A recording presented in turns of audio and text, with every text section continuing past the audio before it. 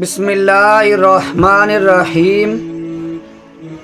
نماز میں بلا عذر کھنکھارنے کا حکم۔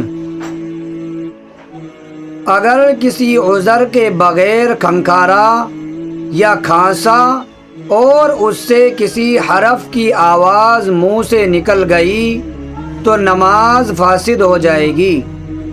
البتہ اگر بلغم آنے کی وجہ سے کھنکارنا ناگزیر ہو جائے یا آواز اچھی کرنے کے لیے کھنکارے یا بے اختیار کھانسی آ جائے وغیرہ تو نماز میں کوئی خرابی نہیں آئے گی۔ نماز پڑھتے ہوئے زور سے پھونک مارنے کا حکم۔ اگر نماز پڑھتے ہوئے آواز سے پھونکا یا اف یا تف کی آواز منہ سے نکالی تو نماز فاسد ہو جائے گی۔ نماز میں رونا اور کراہنے کا حکم۔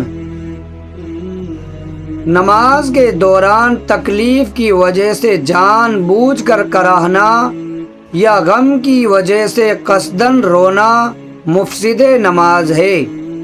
البتہ اگر سخت تکلیف کی بنا پر بے اختیار آواز نکل جائے یا جنت و جہنم کے تصور سے رقت طاری ہو جائے تو مفسد نماز نہیں ہے۔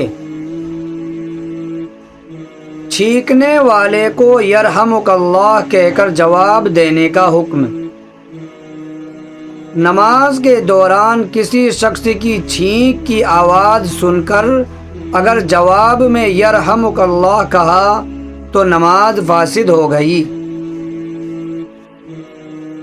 کلمات ذکر کو عام گفتگو کی جگہ استعمال کرنے کا حکم۔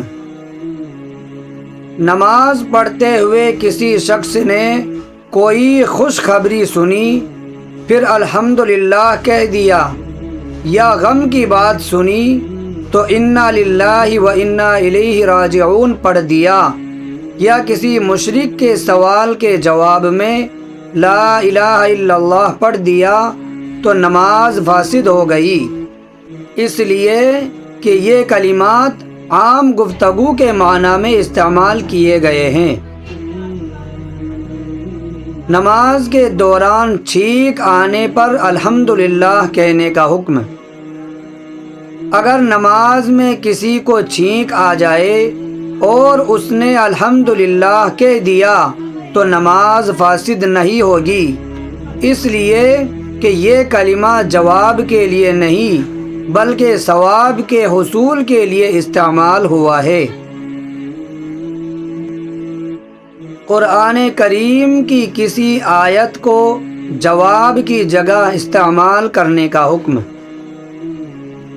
اگر نماز کے دوران قرآن کی کوئی آیت کسی سوال کرنے والے کے جواب میں استعمال کی تو نماز فاسد ہو گئی۔